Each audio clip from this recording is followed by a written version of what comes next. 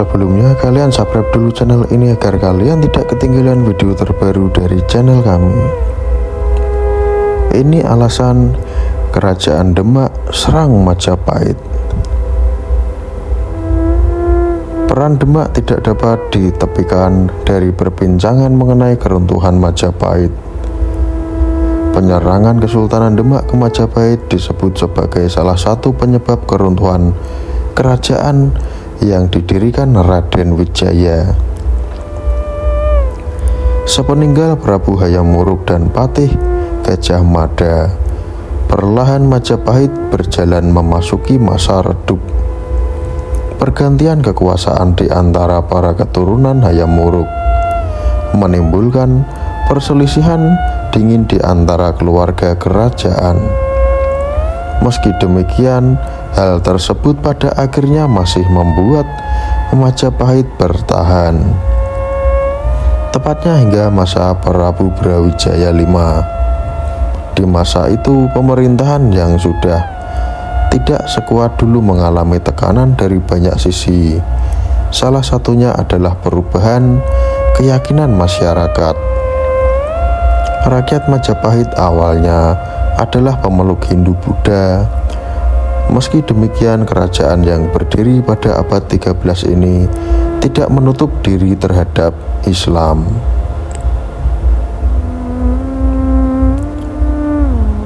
Salah satu bukti keharmonisan masyarakat Majapahit dengan Islam adalah makam Troloyo. Dulunya orang area ini merupakan perkampungan Muslim yang diduga bahkan sudah ada sebelum Majapahit berdiri. Semakin lama, banyak masyarakat Majapahit yang memeluk Islam. Pada akhirnya, ajakan memeluk Islam ini juga sampai kepada penguasa Majapahit, yaitu Prabu Brawijaya.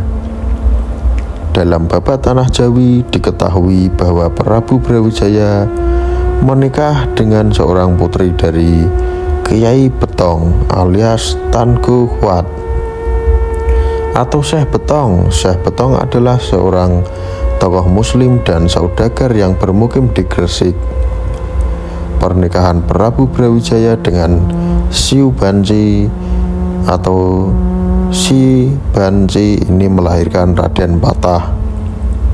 Kelahiran Raden Patah inilah yang menjadi cikal bakal penyerangan Demak terhadap Majapahit. Pernikahan sang Prabu dengan putri keturunan Cina ini membuat Ratu Dwarapati, sang permaisuri yang berasal dari Campa, merasa cemburu. Prabu Brawijaya pun disebut memberikan selirnya kepada Sangga Putra Sulung, yaitu Arya Damar yang tengah menjabat sebagai Bupati Palembang.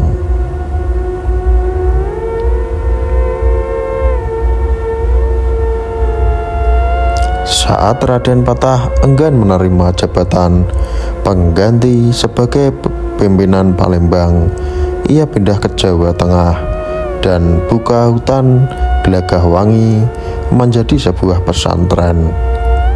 Wilayah yang dipimpin Raden Patah tidak hanya berkembang sebagai tempat pengajaran agama. Raden Patah juga mengembangkan wilayah ini dalam berbagai sektor, khususnya perdagangan dan pertanian. Melihat perkembangan Gelagahwangi, Prabu Brawijaya disebut merasa resah dan berkehendak memanggil sang putra menghadap. Raden Patah pun datang ke Majapahit. Bertemu ayah dan anak ini menghasilkan peresmian Gelagahwangi sebagai bagian Majapahit. Jadilah Gelagahwangi diresmikan dengan nama Demak dan pimpinannya adalah Raden Patah. Sampai di situ ada perbedaan versi cerita menurut babat Tanah Jawi dan Serat Kanda. Raden Patah memiliki niat untuk menyerang Majapahit. Tujuannya adalah agar Majapahit menjadi kerajaan Islam. Namun serangan ini dicegah oleh Sunan Ampel. Kemudian sepeninggal Sunan Ampel, Raden Patah tetap menyerang Majapahit. Dalam serangan inilah disebut bahwa Majapahit berhasil ditaklukkan oleh Demak. Versi babat Tanah Jawi itu didukung oleh kronik Tiongkok. Dalam catatan itu disebutkan perang antara Jin Bun, nama kecil Raden Patah, melawan Kung Tabumi tahun 1478. Perang ini terjadi setelah kematian Bong Suiho Sunan Ampel. Meski demikian, dalam buku Javanse Mohyamin dalam buku Gajah Mada menyebut bahwa Raden Patah tidak menyerang Majapahit pada masa Prabu Brawijaya V. Serangan ini rancu dengan peperangan antara Prabu Brawijaya V atau Prabu Gerindrawardana. Haji Krom menyimpulkan perang antara Demak dan Majapahit itu terjadi pada masa pemerintahan Prabu Brawijaya V.